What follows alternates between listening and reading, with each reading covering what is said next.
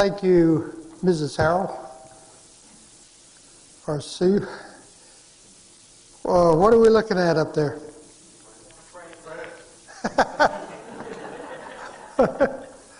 It is France. You got that right. Mike in the room behind that wanted me to tell him what it was. I said, you're going to have to listen to what I have to say here. Okay. Let's see here. Different wine production or different... That's what I would have guessed, but it's not.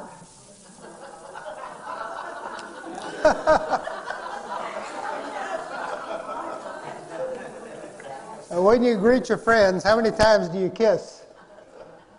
And the ones that really go all out are the purple. I don't see any purple ladies. I don't see any purple. But there's some 4 times, only once out in Britain, I guess. Okay, well. Is that an enlargement of Paris down there in the corner? That would be Corsica, I guess. Well, there's a river going all the way through it. No, those are political boundaries between the provinces, or yeah. So that's what that's all about.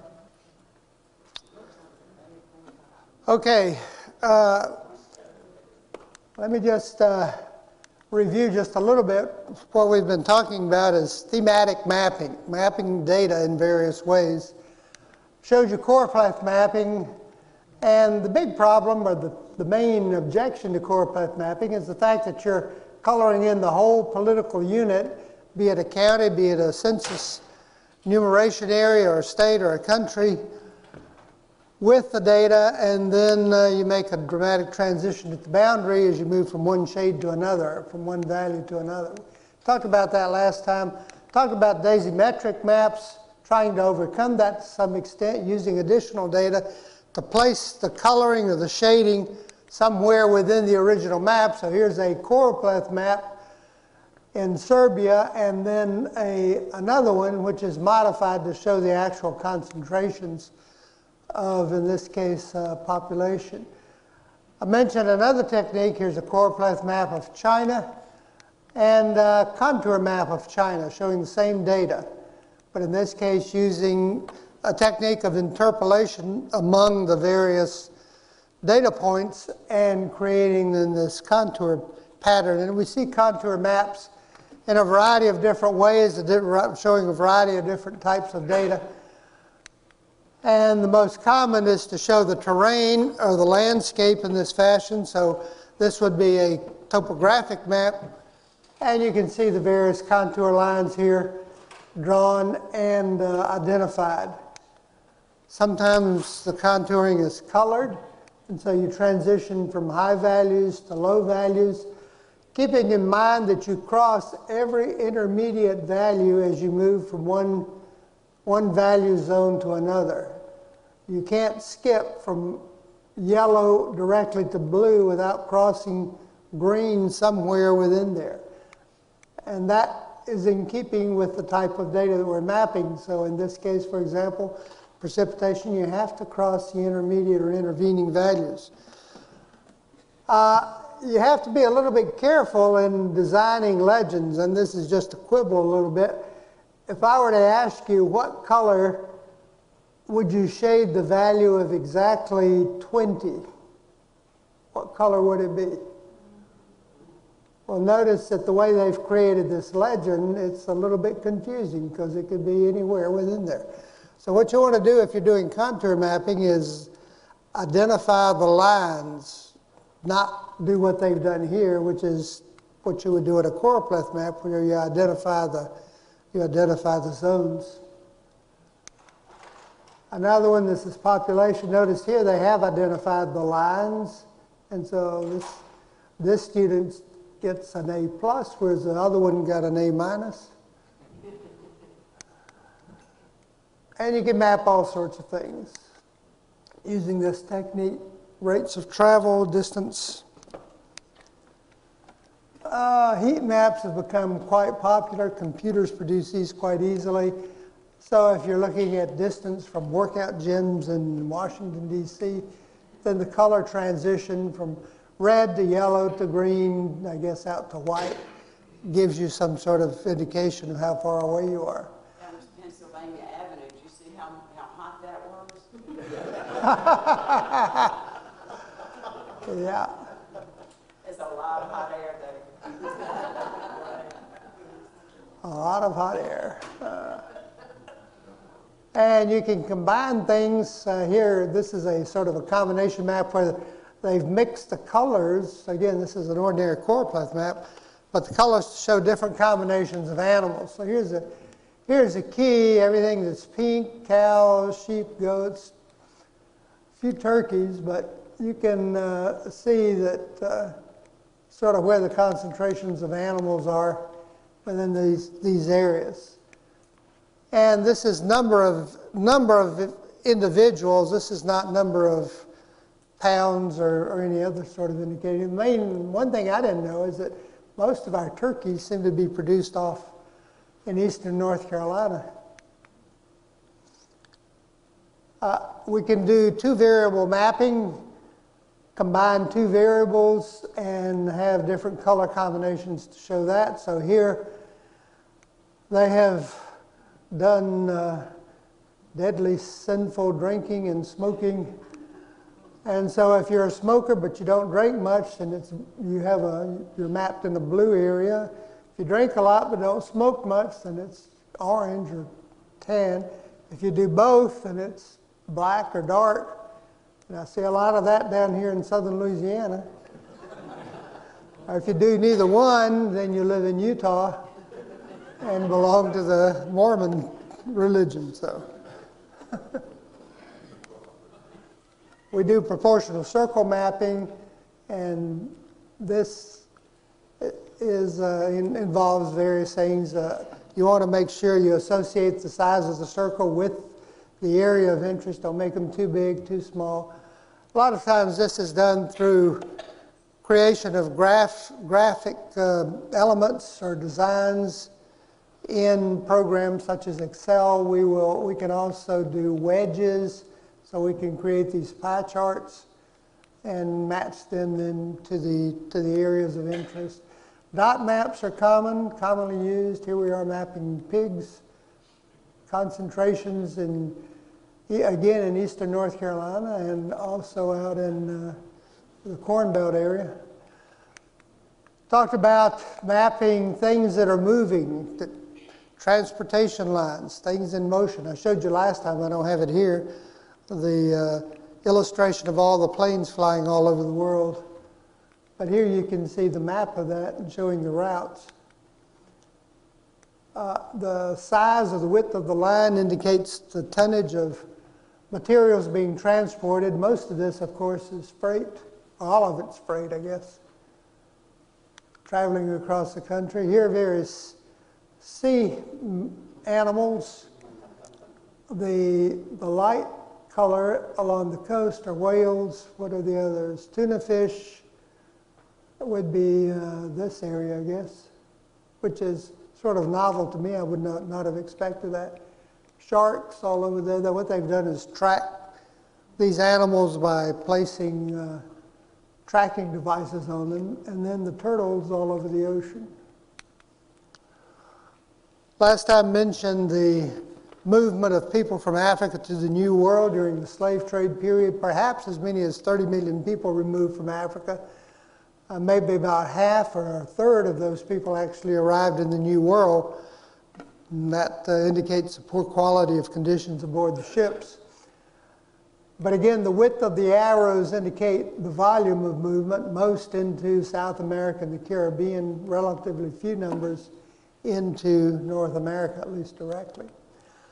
Additional maps of this sort, this is from a few years ago when there was so much migration from disturbed areas of the Middle East and Africa moving into Europe. Remember that? People leaving Syria, going into Greece, and also from North Africa moving across.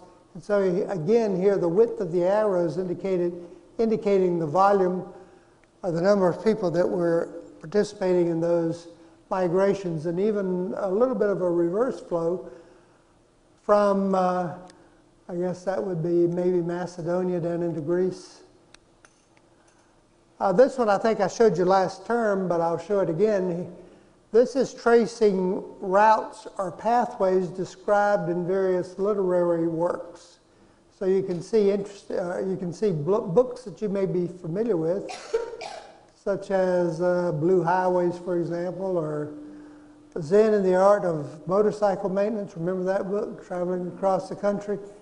And so this is simply identifying the various locations and the stops along the way.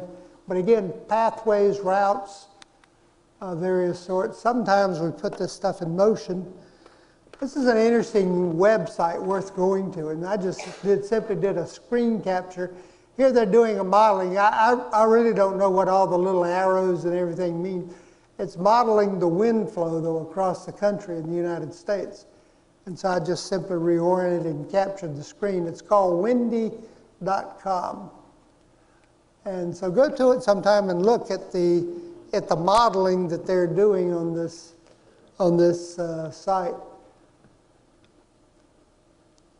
And again, I'm assuming that the width and the size of some of these figures or items indicate the amount of wind. This was a low pressure area, and you can see the movement into the low pressure. This is also from Windy, the same website. This is last September. I did a capture showing Hurricane Dorian. The winds are indicated by the arrows moving around.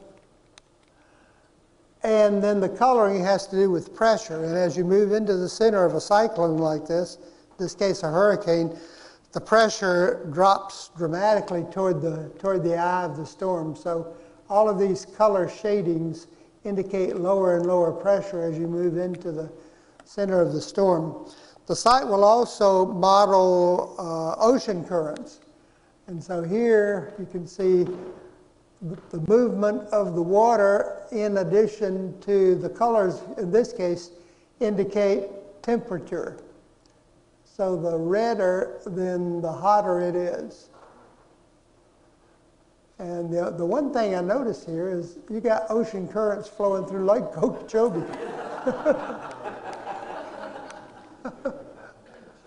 So I'm sure that's just some sort of aberration. But anyway, it's a kind of a fascinating site, and you can look at anything all over the world to see the flow of the air and the water.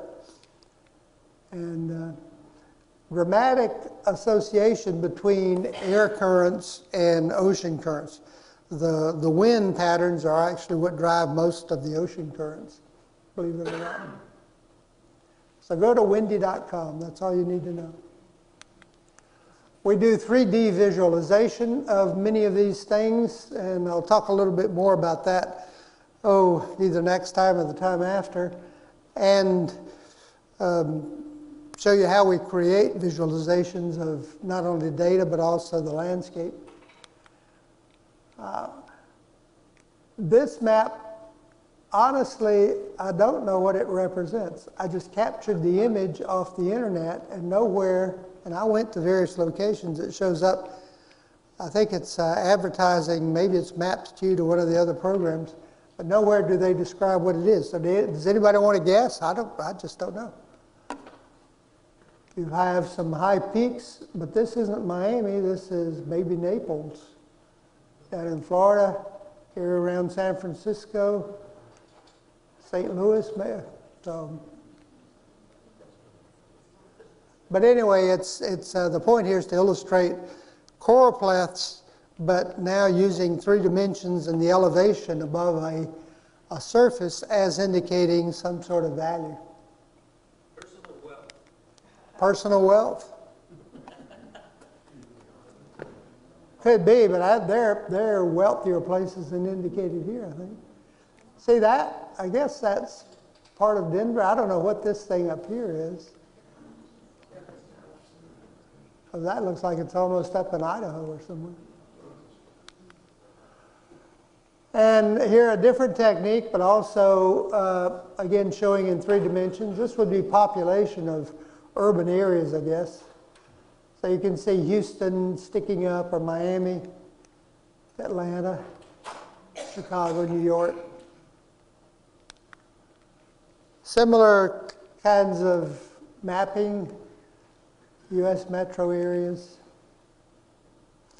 And common programs such as Google Earth. You're familiar with Google Earth? You can do this with Google Earth. And I'll show you later in the course how to do it. GDP in Europe, and here they're using not only the three-dimensional figure, but also some coloring, I guess, to give emphasis. So as you move up, higher gross domestic product in France, Paris, London, I guess these are associated with cities, yeah. You can see the increases. Cell phone calls. Don't know exactly how these data were collected. Seem to be associated with, this again is France, but I don't know what the distinction between blue and red is. I just copied the map off and show it to you. This is one that was done a long time ago, all the way back in 1920s. Did a map showing population of Ohio, and in those days, if you wanted to make something that looked three-dimensional, you had to go to a lot of effort. It's not easy to draw these little spheres. And this was all produced manually by hand. Somebody sat down and did that. And you also have to, in order to associate the data correctly with each one of these cities in Ohio, what you need to do is to make sure the volume of that sphere corresponds to the data value. You can't just simply measure it across, say, okay, I'll match the diameter. No, you have to actually calculate the volume, so you would go through and plug in formulas for doing that and come up with the value, and then of course the shading darker around the bottom. So it's a nifty example, but it wasn't done very often because it's quite difficult to do that sort of thing. How long would something like that take to produce? I guess a professional cartographer. Marilyn, what do you think? I know it. It would take a long time. It's one of those things where if you have time on your hands and you're not teaching Ollie, you could do this.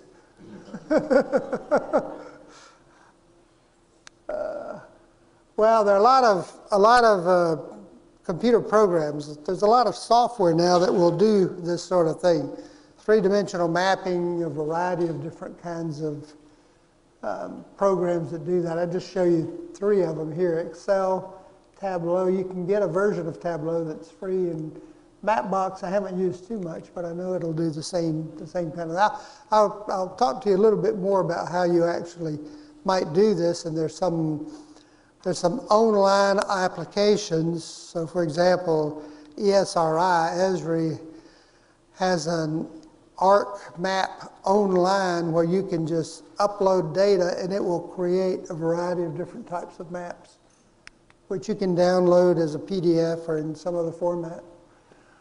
A lot of this comes under the heading of business geographics. So there are businesses, there are corporations, there are specialty consulting firms that do this sort of thing all the time now.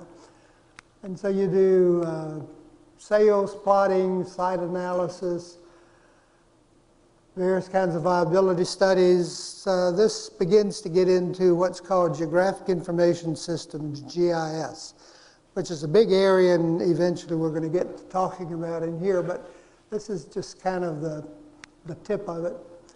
What I want to do right now is to give you a couple of examples of areas, research areas or study areas, presentation areas, which involve mapping in the analysis of data in various kinds of ways. And I thought I would focus, and there are a wide variety of things we could talk about here, but I don't want to take up too much time, but just to illustrate a little bit, talk a little bit about spatial perception and awareness, a little bit about cultural traits, distribution and diffusion of cultural traits, about political issues, not so much primaries or anything like that, but look at boundaries, although all of the, you can imagine all of the spatial analysis that's going on with in the current political season. You know, which counties will vote this way or that way, and where do we spend our money? all of those issues. And finally talk a little bit about health. And of course, in the news today is a coronavirus that is spreading rapidly and causing a lot of disturbances around areas in Asia and eventually possibly many other parts of the world. So looking at some sort of aspects of spatial behavior related to learning, to understanding of where you fit in the world around you. And I put this on here just because I thought it was weird. But also the idea that if you think about it, we all live, or the spatial environment within which we live is all created or recreated within our own head, in our brain. So we see the world around us, we interact with it, but nevertheless, we walk around and exist within a mental model of the world around us. And so that perception of the world around us is important, and that can vary from one individual to another, from one group to another. It can be modified by the environment within which we find ourselves. And so there you have it. So if you think about our knowledge of Auburn, Alabama, or the state of Alabama, or of the United States, we recreate that spatial environment within our own mind, and then some aspects of it are more important, some are less important. So immediately, all of us within the room will recognize this iconic representation of the United States. We know the outline of the country, we know the configuration of the various states, and we associate with that. I showed you this, I think, last term. This is a view of the world, or view of the country from New York City. And what is important? Well, as soon as you cross the Hudson River, then you get into essentially a desert environment, and then comes the Pacific Ocean. Here's another view of New York, and again, I showed you this last time, as seen from a New Yorker. And you can see there are a couple of areas where there's some empty space before you get to the south. This is one state that has Kansas City. Here's the other one.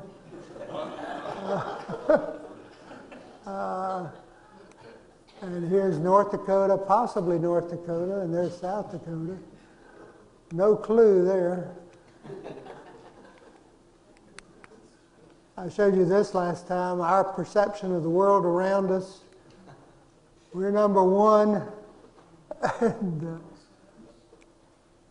China, they make stuff here where the communists are, uninhabited up north. Now, every once in a while, professors, and I would do this sometimes too, we get students to draw, just from memory or from their knowledge, draw the shape or the outline of the states of the country. Here's one result.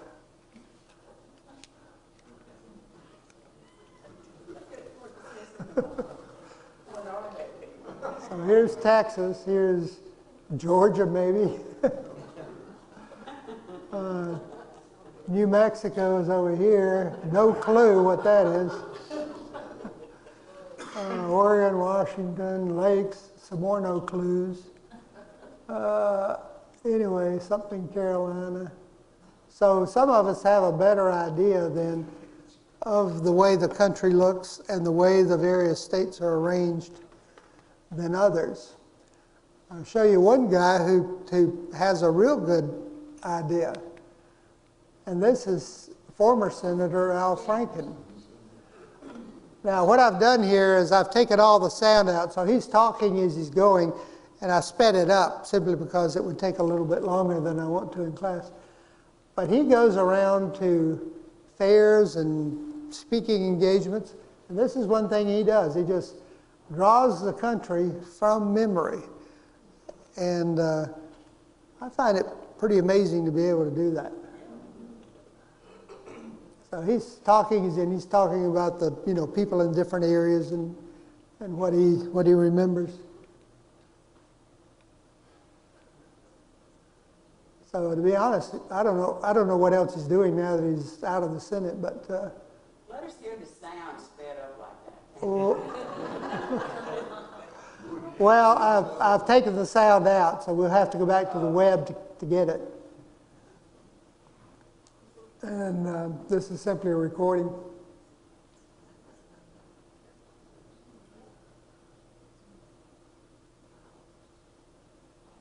I think he's got a map underneath it. No, trust me, I've seen him do this. That's pretty impressive, I think, to be able to do that. So this is an overlap area then where geographers and psychologists will work together and sociologists looking at these sorts of things. So you'll have people draw, what do you remember about your environment growing up or where you live right now? And of course this will vary depending on your experiences, depending on your income level, how often have you been able to get out and about or not. And so you can see these are both very good, I think, in terms of identifying various things.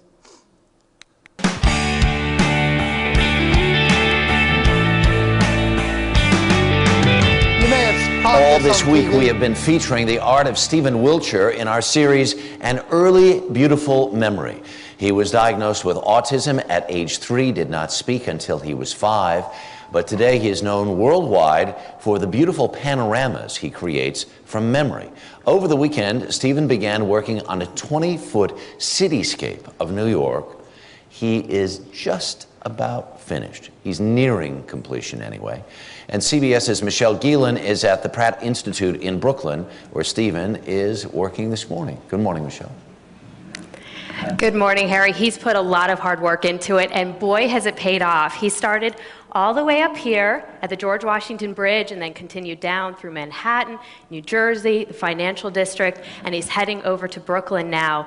The detail is really the amazing part because, as you know, it's all from memory. So let's take a look at some comparison shots to some still photos of Manhattan. First, take a look at Midtown. And as you can see, the detail is absolutely incredible. Now the financial district. And the comparison shot, the buildings, the skyline, and then let's take a look at Liberty Island. All of this was from a 20-minute helicopter ride. He just took a look at it and then could put it down on paper. So let's talk to Stephen now. Good morning. Hi, good morning. Your work is incredible. Tell us, what's your favorite part of New York to draw? The Manhattan. Manhattan is my favorite. They got lots of skyscrapers and a big, the tallest, and the avenues, and they're very huge. They've got lots of yellow New York taxi cabs. Lots of taxi cabs. Stephen, thank you so much. Also, we can... And Stephen also told us, Harry, that he's been listening to his iPod, and he said that the music that gets him through all of this was Outkast. Back to you. Outkast, all right. Michelle, thank you. So anyway, what this fella does, he'll fly it around in a helicopter or an airplane and simply look at in an area at a city, and then he'll come back and draw it just straight from memory. An amazing ability, and he's done this all over the world. So that's not exactly directly related to the ideas of perception that I was talking about, but I thought it was interesting. But it is, because it's his brain, it's the way his brain That's processes. right. He has an amazing ability to just sort of recreate what he sees in his mind, that visual input that he gets. Sort of along the same lines, what is your perception of different areas? Well, if somebody defines the South, or I ask you to define the South, which states would you include? And so here you can see the result of some of those kinds of research. 89% of the people will include Georgia, which had the highest. And as you move away from the core of the Deep South, and that number decreases. 1% of the population will include Colorado as part of the South. But it's interesting, Missouri, you know, maybe half and half, but not so much. If you ask to identify the Midwest, these are the areas that show up. Illinois, Indiana, Iowa, generally the areas of the Corn Belt predominantly. And so we have this notion, we have this idea of what constitutes general broad categories of or portions of the United States as we do this. Interesting study was done, and it's been a while, almost 50 years ago, but where a professor went to various universities and he asked students to define or to identify areas that they thought were attractive. When you graduate, where would you like to go live? What would be a fun place or an interesting place or an area where you thought you could really enjoy being, and then what areas would you not like to go to? So the first place he went to was Pennsylvania. Now, there was a sort of a complicated mathematical procedure that was used. This was done by Peter Gould. And I'm not going to get into that, but these are essentially isoplasts or isocontour lines emanating from the area of greatest attractiveness. And then as the numbers decrease, you get into areas less attractive. So the areas of high attraction, I've created some H's here, are, again, these are people at Penn State University. And you can see basically up in the north, the area, of course, around where they live, San Francisco, the Bay Area out west. And also the numbers trend up as you move down toward Miami in southern Florida. And maybe a Colorado high around Denver, if you can see numbers increasing up to something above 50. And then notice the low areas, right where we are. Mississippi and Alabama about as low as you can get. And then also a trough up in the Dakotas. So that was a result for Penn State. You ask Penn State students where would they like to live, and you know that's their preference. Go over to Minnesota, and this is what you get. Again, the high areas, always around the area where the people are, their home region for the most part. High areas similar to before, New England, now the Colorado area stands out, as do the West Coast and southern Florida.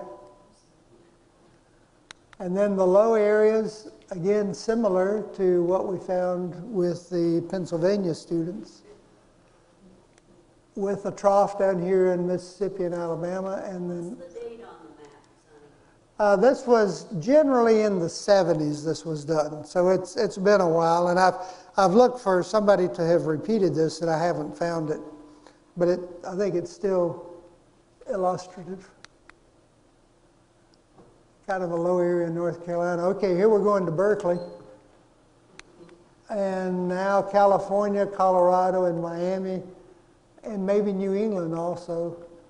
So you get the recurrence of the same areas over and over across the country, and then the same recurrence of low areas as you know, where we are right here is one of them. And let's see, Utah is low for this one. Now we interviews with students from the University of Alabama, and you get a very different, I'm not sure why this word is here. I don't know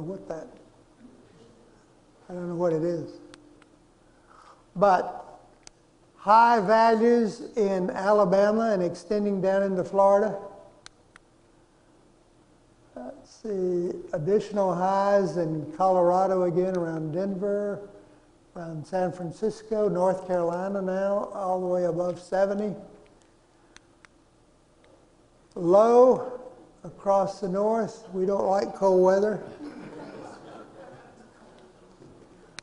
But also interesting low right in here. Look at how dramatic the drop-off is from Alabama over into Mississippi. So even though Mississippi is comparable to Alabama in so many ways, we still have a negative view, a negative impression of our neighboring state. So anyway, this perception, you know, what we think of the world around us, recreated in our own mind, can be studied in a variety of ways. From Pennsylvania to Alabama. What'd you say, Judy? Some of us have changed. Pennsylvania is fun to be in Alabama. Okay, and in fact, it would be interesting, it would be fun to sort of plot your brain from when you left there to what it is now, because you stuck around.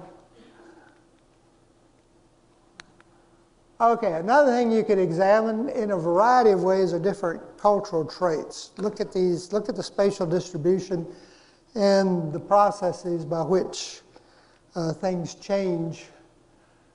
And one is food. You know, our food habits vary all over the world.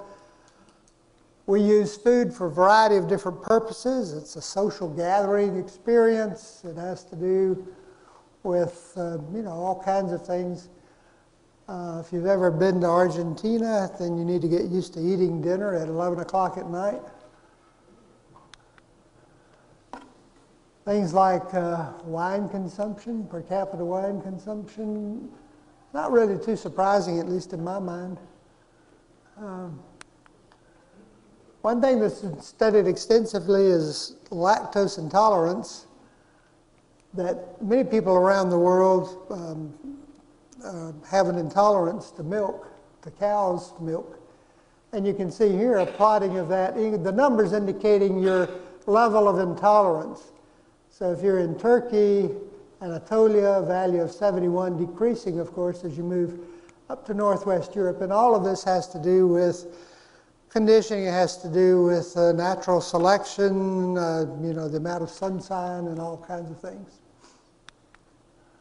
There's a very, and I just put this on here mainly for to give you this link, a very interesting atlas of food, nutrition, with, there must be 100 maps in there, and it's available at this website, guerrillacartography.org, atlases.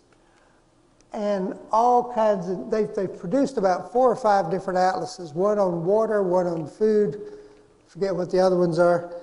But anyway, go and take a look. This is this is absolutely free. You can download these as PDFs. And they're big files because there's a lot of color and a lot of attractive graphics with it.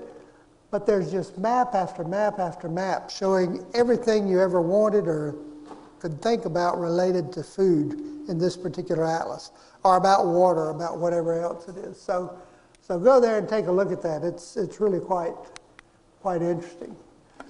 I've showed this map to some of you before, but I think maybe most of you haven't seen it. Want to guess what it is?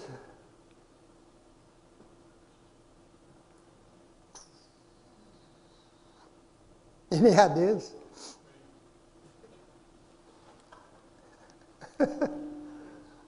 Not going to take a shot? Okay, I'll tell you. This is religion. So what's all the red? Baptist. This is within each county, which is the dominant religious group. Now, of course, in many, you could say none, which is probably a larger category, but of the various religions identified, red is Baptist, light blue is Catholic, Roman Catholic all over the country. They say, well, where are the Methodists? Well, the Methodists are green. The Methodists are all over the South. They're just obscured by the Baptists. And Latter-day Saints show up in Idaho and Utah, obviously. What would be this up here? Lutheran, yeah. So anyway, that's another cultural characteristic, cultural trait that has been widely studied and widely mapped with a lot of different analyses based on the spatial distribution. Religion, of course, associated with movement of people, migration, invasions, conquest, Some religions, such as Islam, are more prone to evangelizing or to conquering and converting than, say, some other ones. And so here you see Islam, the various sects of Islam. And these would be Buddhists, Christians. So Protestant would be light red, dark red would be Roman Catholic, Orthodox, the brown areas. And the little lines, these are political units. So this was done by county or by state or by province, whatever the smallest unit they had. So they simply identified these. Okay, I'll tell you what, let's take a quick break and I'll come back and talk about a few other things.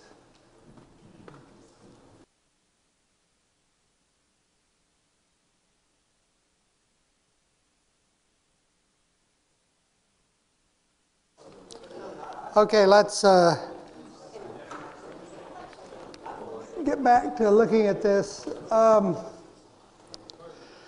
So a wide variety of different cultural traits can be studied, can be mapped, can be analyzed. And looking at spatial aspects of all of this, where things are and how they evolve and where they develop, all of this can be illustrative. Something that would be interesting to look at, and I'm not going to do it here, but would be examine gender differences around the world and how they change, of course, the association with religion and other variables. One of the biggest is language, how we communicate with each other. So what is language? Well, again, we could spend some time on this, but animals communicate with each other. They convey signals of pain or concern, fear, happiness, all of that. One of the big developments, of course, in the history of humanity was the invention of writing. So we can not only communicate with each other orally, but we can now write things down and it can be communicated to posterity. And then the other side of that is we can go back and look and get some understanding of what people were thinking about 100 years ago or even 1,000 years ago. A lot of interesting developments in language. So just to look at Africa. Africa, and I should have brought in, or should have included a couple of other maps on this. Africa is made up of hundreds and maybe over 1,000 different cultural groups. Different ethnic groups, some quite advanced, some living in very economically primitive environments or situations. But the various groups in Africa, the various native groups, can be classified according to language families. And linguists will trace the origin of a language and relate it to other languages, even though they may not be mutually intelligible. So basically you have the largest group within Africa would be what used to be called the Bantu group. And that would be all the red and the orange, now broken into two different Niger categories. So the areas of West Africa and then in Southern Africa, most of Southern Africa. Now again, these people are all different. They speak different languages, but by analyzing the grammar and the syntax and the sounds of the various languages, they can trace the origin of these languages back to a common source, and they think the common source may have been right here in the area of this region just west of the Congo River in Central Africa. The areas in northern Africa, Hamitic Semitic, are today referred to as Nilo-Saharan Afro-Asiatic. These would be languages that are similar to Arabic or include Arabic, associated with desert areas, associated with Islam. And then a modest group, small group here in Southern Africa that's probably a remnant of a much larger group that existed here at one time. These are the Khoisan language. This would be spoken by the Hottentots, the Bushmen, It's a language that's unique, that's different from every other language in Africa or in the world. It's the one, if you've ever been in this area, you may have noticed people speaking down in these areas making clicking noises with their mouth. It's a unique way of speaking. I think it's a remnant of a much larger group that may have existed here, because the language is much more sophisticated than would be required by people living in basically subsistent conditions. So the Bushmen of the Kalahari, for example, just live off the land, hunting the animals, and yet the language is more complex than would be required for that sort of lifestyle. So it indicates that maybe there was a larger, more significant civilization down here. The languages in Africa today are these. These are the official languages. The purple is English, the dark blue is French, green is Arabic. These are languages that, of course, have been brought in during the colonial period and the invasion of the Arabs, and associated with the period of colonization in Africa. 1884, there was the Treaty of Berlin, and so Africa was divided up among the European nations. Each area, each European nation took a region. Germany lost control of its areas after the First World War, so its language didn't persist. But the official language in these countries now is the language brought in by the Europeans. So it's a situation where you will see people, in some cases, maybe criticizing European colonial policy, let's say policy of France, and yet they'll be doing it in French. Yeah.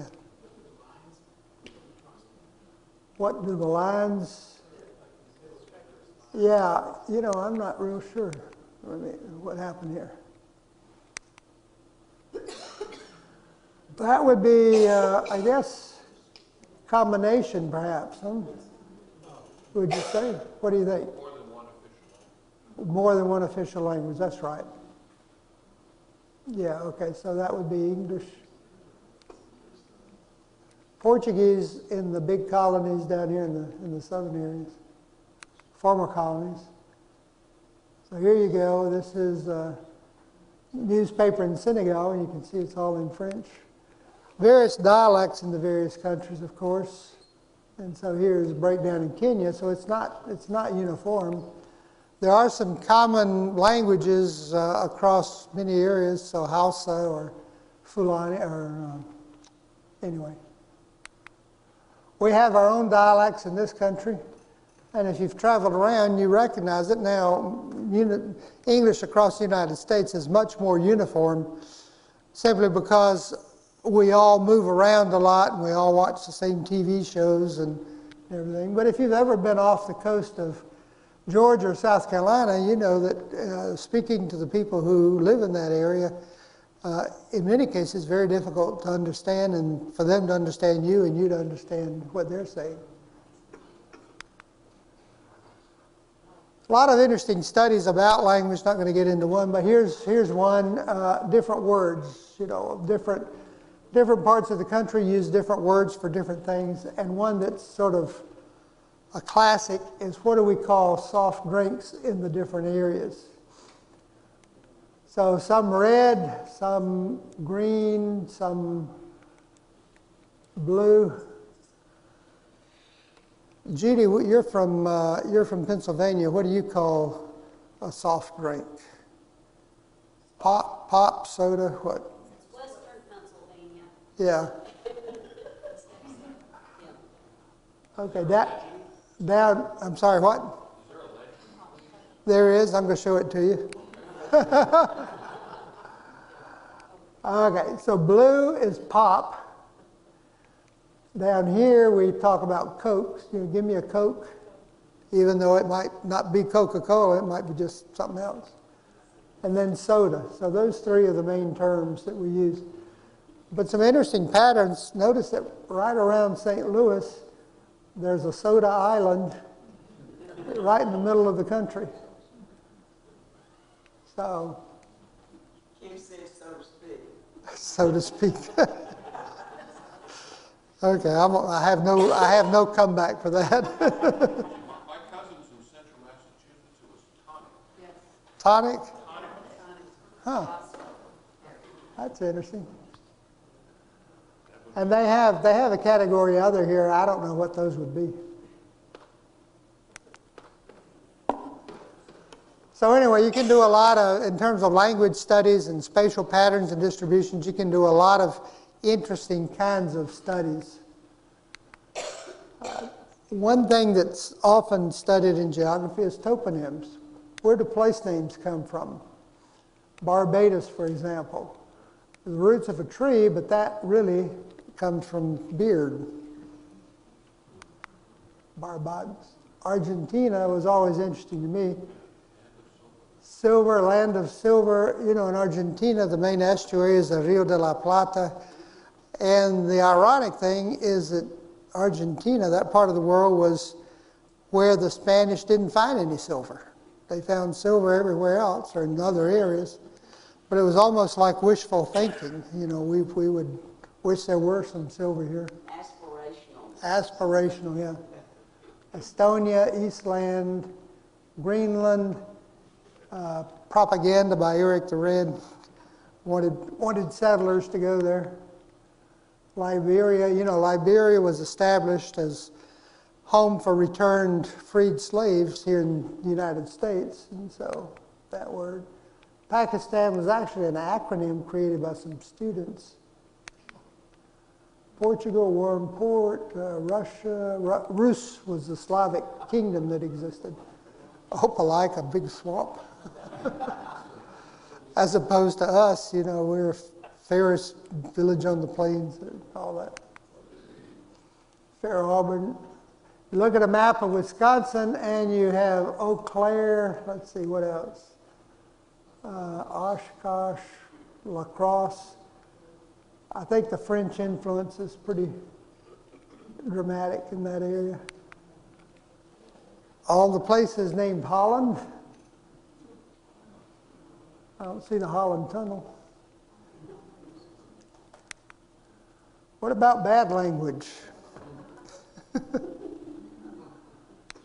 Okay, this is the F word,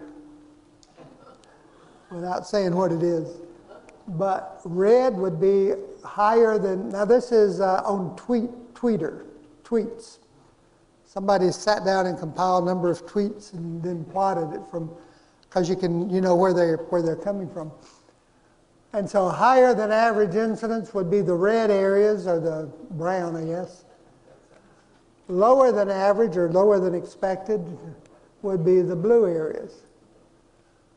So bad cursors all live around the outside, and people are more civilized within the interior of the country.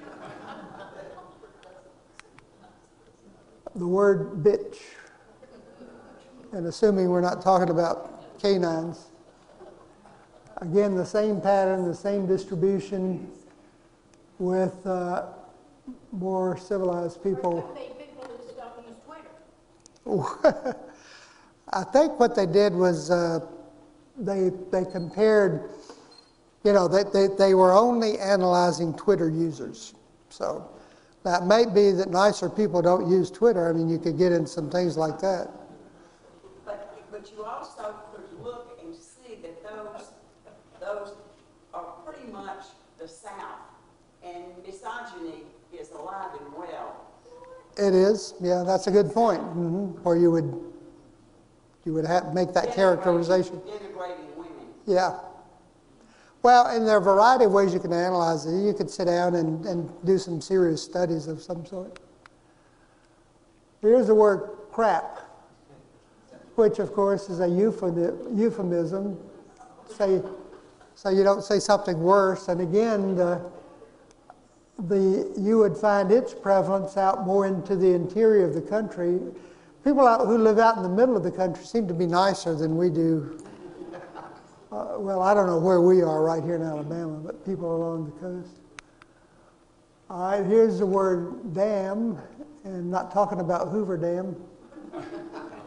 And again, matching the same pattern that we saw with the bitch. And here's the word darn.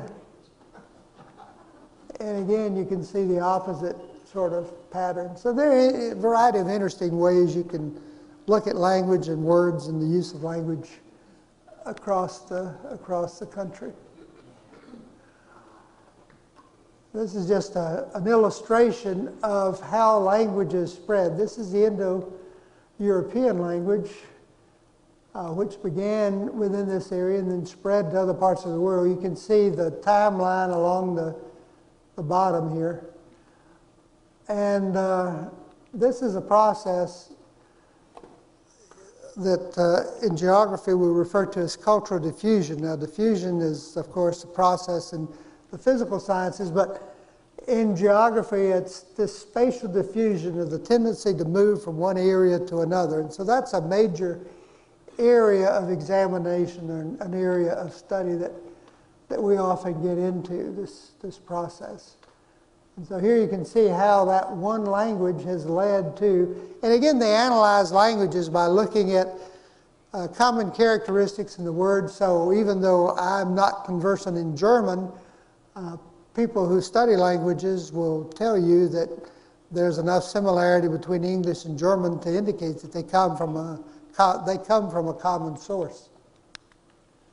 And so one of the interesting areas to study is diffusion, cultural diffusion. So spread of Islam, Columbian exchange, Rod was talking about that in his class, Chinese, Korean influence, religion spreading to other areas. And so this process of diffusion is modified and influenced by a variety of different things. Topography. If you have rough terrain, if you have physical barriers, and that tends to limit the spread of various kinds of elements. Transportation, obviously important, demographic characteristics. There's a lot of discussion today in certain realms, a lot of discussion about the decreasing importance of distance in being a factor in the diffusion, simply because of the facility of transportation and the massive communication that we have with each other around the world. So an idea that pops up in Europe ends up in Asia, ends up in the United States almost overnight. Or you take the current, what's probably going to be an epidemic with the coronavirus in China. Well, that spreads around the world because people travel so readily. They're trying to quarantine, and there's real question as to whether that's going to be effective because of the large-scale movement of people all over the world. Talk about that. Another area of interest that relates to maps is study of boundaries, political boundaries. Now, the whole area of politics and government and the way people organize nation states or local governments is a broad area that can be studied within, it's a big area of study within geography, and of course lends itself to mapping. And you can see a lot of mapping now associated with the current political campaign. But I thought I'd just pick one area and look at some boundary issues, boundary questions. There are a few boundary disputes associated with the United States. One is this Machias Island, Seal Island. Anybody familiar with that? Up in Maine. The boundary between Machias, okay. The boundary between the United States and Canada was never fully defined right here in this area. You can see it was later set elsewhere, but right here, this little island remains up in the air, contested by both countries. Now, the Canadians build a lighthouse and they maintain it, so that they go out and take care of it. But the United States has never as far as I know, and I haven't read anything on it in the last year or so, has never relinquished claim to it. So that's dispute. Another disputed island is up there, Hans Island. Denmark owns Greenland, and of course this is Canada. So there's Hans Island right there, between Ellesmere and Greenland. Now what will happen is every once in a while, representatives of the military from one of the governments will go and they will land on the island. There it is. And when they land there, they stick their flag in the ground. Now they don't stay there, then they pack up and so then the other nation comes and they stick their flag and throw the flag away. And every time they do it, every time they plant their flag, they leave a bottle of whiskey or schnapps. So the Canadians leave whiskey there, and so when the Danes come, they have a party and drink the whiskey, and then they leave there. So it's kind of an interesting back and forth. Obviously, nobody's very serious about this island because there's nothing there. They can't stick their flag in, they have to build a power. I guess so, yeah. How do you get the flag to stand up? Now, someday they may discover oil or something else, and lo and behold, we'll have a war over Hans Island. Is that just a big rock? That's what it is. It's just a big rock. And been glaciated. Looks like some kind of sedimentary rock. I don't know. There's a website, and I'll send you this slide. And you can go and click on any place around the world, and it will tell you what disputes, what areas are being contested, and give you an interesting write-up. So here, for example, there's a dispute between Venezuela and Guyana. And Venezuela says all of this is part of Venezuela. They say, no, it's not. And that goes back to differences between the Spanish and the British.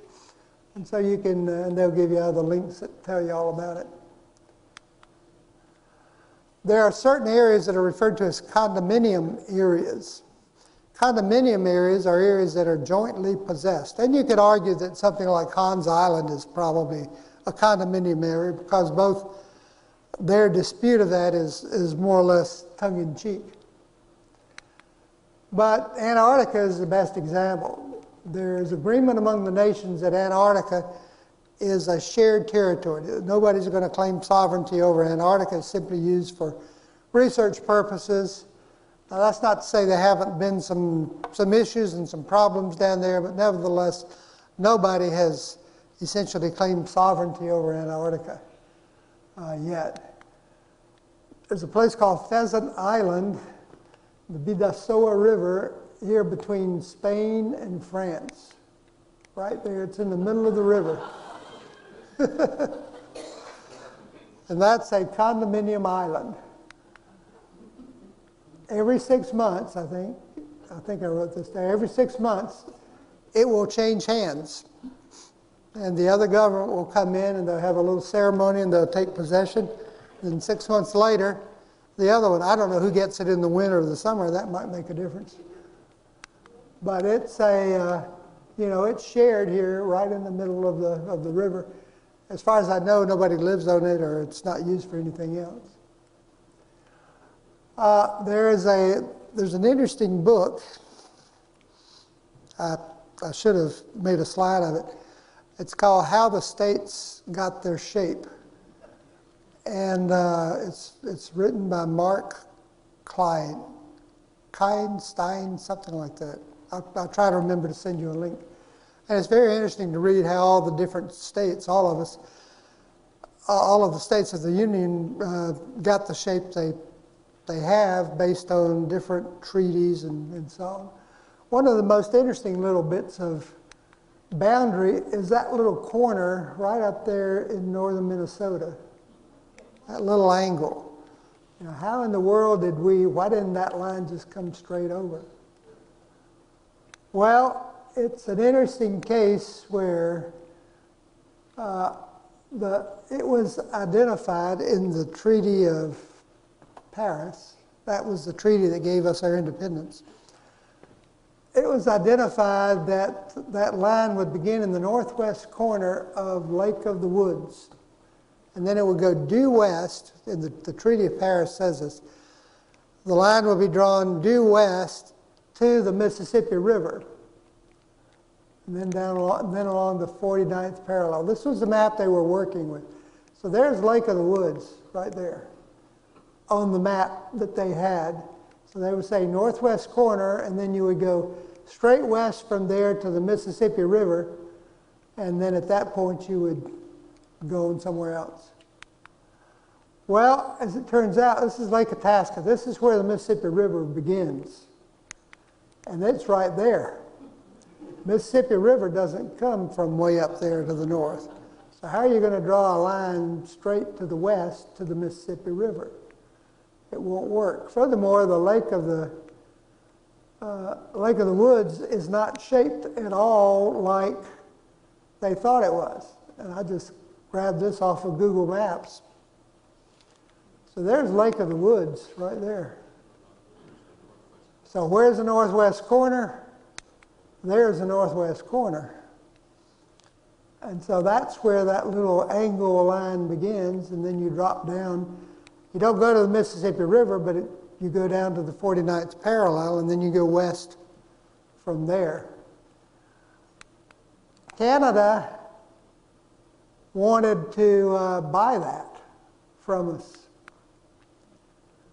So anyway, let's see, convention, so that's what they decided, drop that latitude. Canada wanted to purchase it, but we said no because we don't want to interfere with the Treaty of Paris. We want that treaty to stay as it was originally drafted, because that's a historical document. That's where we come from. All of that. So we don't want to fool with that. So Canada, we didn't agree to sell to it. So sell it to Canada, and so that has remained in part of our international boundary up here in this area.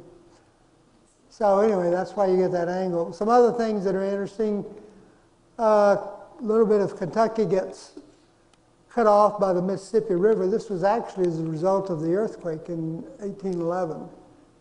It actually changed the course of the river. And it's known as Bubble Land. But there are various areas, I should have included some additional maps on this. There are various areas along these old age rivers, and in particular the Mississippi. You know, the Mississippi is a dividing line among various states, Arkansas, Mississippi, Louisiana. And there are features like that all up and down the river, because the river will change shapes, will reorient itself as it flows across the floodplain. And as it does, it moves parts of the state back and forth from one side of the river to the other. Another interesting little feature, this Point Roberts up here. Here's Vancouver. This is in British Columbia in Canada. And the boundary between the United States and Canada runs right along there. So there's a little bit of the United States right there south of Vancouver. It's called Point Roberts. So these poor people who live in Point Roberts live in the United States, but they do their shopping up here in the city to the north. So every time they go shopping, go to school, whatever they're doing, they have to cross into another country.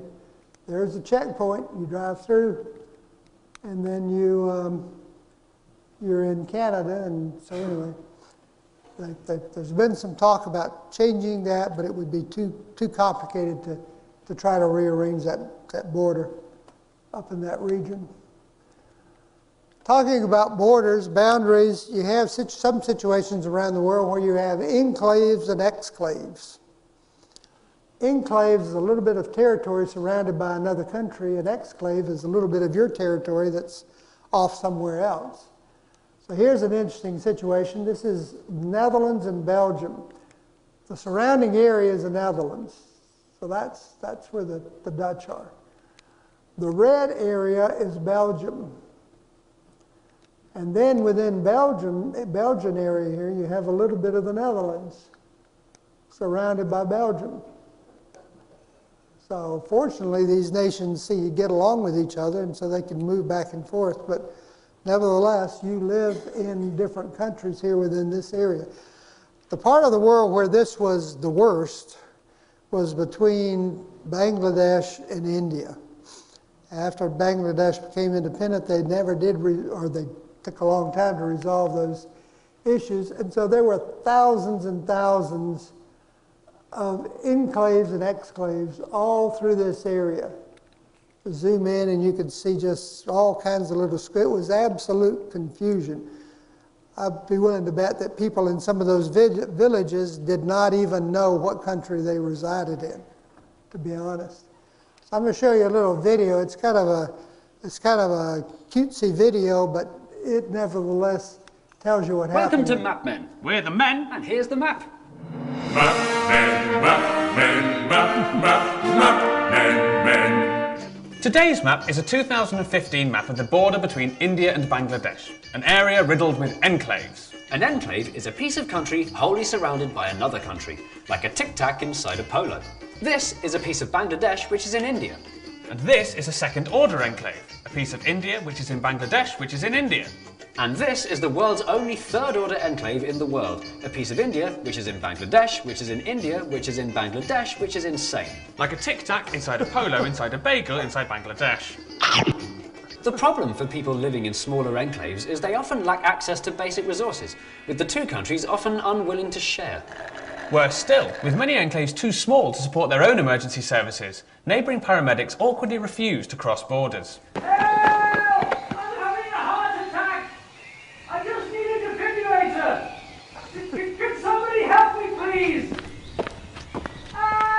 The cruel irony is that in order to leave their enclave, residents need a visa, which they can only get by travelling to their embassy, which they can only do if they have a visa, which they don't. So how did we end up in this ludicrous situation? Amazingly, historians aren't really sure. All they know is it was the result of a confused end to a war in 1713 between various princes who couldn't be bothered to use a map to draw a clear border. Calm down, Mark. Fine, but they should have used a map. Back in the 18th century, these patches of who owned what didn't matter like they do today. It was only when, you guessed it, the British came and went that the two provinces became separate countries, who incidentally hate each other. The simple thing to do would be to swap these enclaves over, but for India, this was a problem, because it would send out the wrong message. Hello? Hello, Pakistan, it's Bangladesh. India are giving land away. India are giving land away? Hello? Hello, China, it's Pakistan. India are giving land away. India are giving land away? But in 1974, enclave dwellers were offered hope when the two sides put together an agreement to swap their stray bits of land. Both sides signed it, and then Bangladesh ratified it. And India didn't. So rude. India decided they weren't happy with the small print, and the dispute continued for another 40 years.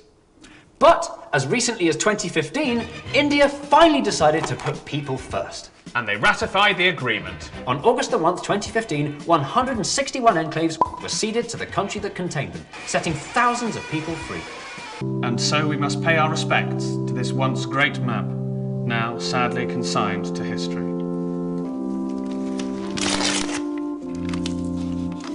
Mark, save some for me.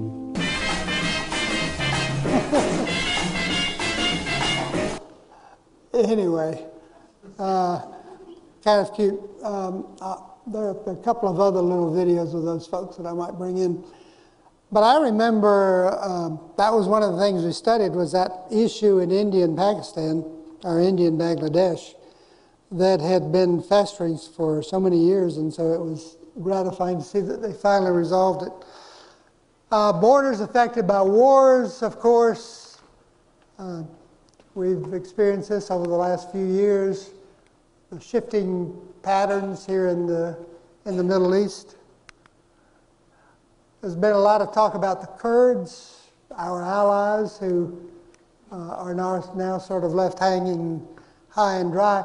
They are a group of people who for many years have occupied this general area. At one time, soon after the First World War, there was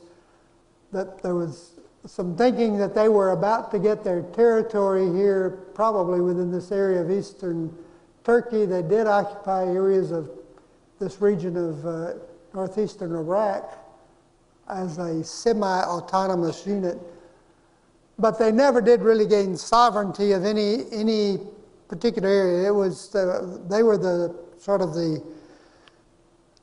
example that was often listed as a stateless country. So these are people who should have a country, an ethnic group, but don't have their own territory. And so they've been shifted back and forth. Another group like that, of course, for many years were the Jews in large areas of Europe. And so you had, you can see the density here, 15% or more of the population in these purple areas were Jewish. And of course, the creation of Israel was an effort to address this particular stateless group, let them go back to their homeland. So this is something that's come up, trying to create territories or identify areas where people can live. Something that's been in the news for the last few years is China's effort to create additional parts of its territory. There are disputes over the Spratly Islands down here between Philippines and China.